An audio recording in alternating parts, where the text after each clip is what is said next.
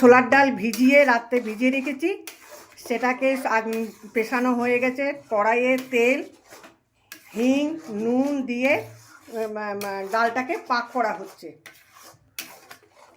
ছোলার ডালটা পাক হয়ে গেছে গরমে আগুনে। এবারে পাঁচার থালায় তেল দিয়ে রেখেছি। এবার ডালটা এখানে পাকটা এখানে দিয়ে দেবো, নিয়ে ঠান্ডা করতে দেবো। ঠান্ডা পাক শক্ত হয়ে গেছে। এবারে আমি এগুলোকে পিস পিস করে কেটে নেব।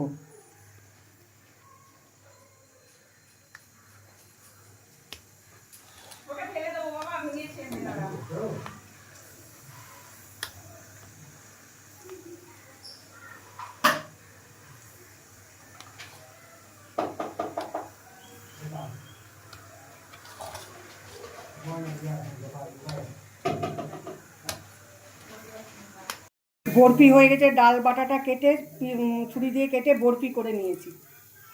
হয়ে গেছে। এবার ধোকাগুলো ভাজতে দিচ্ছি।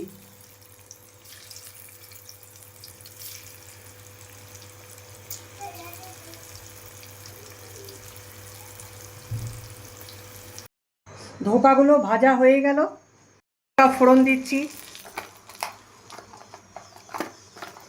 5 ফোড়ন দিচ্ছি।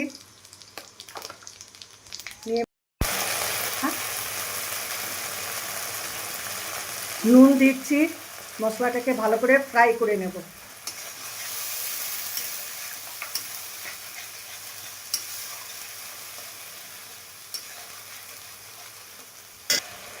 আলু সেদ্ধ করে রাখা আছে, সেগুলো দিয়ে দিচ্ছি। এবার নাড়ব।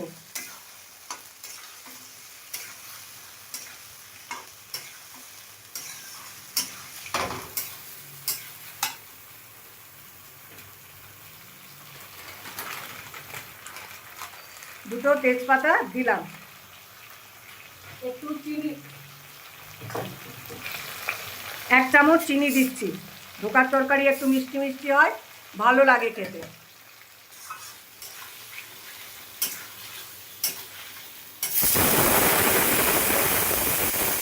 মশলাটা ভাজা হয়ে গেছে।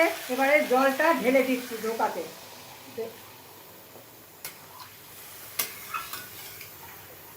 এবার ধোকাগুলো দিয়ে দেবো।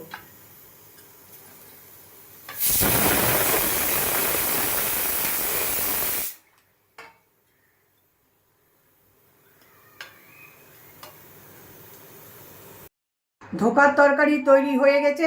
গ্যাসটাও আমি অফ করে দিয়েছি।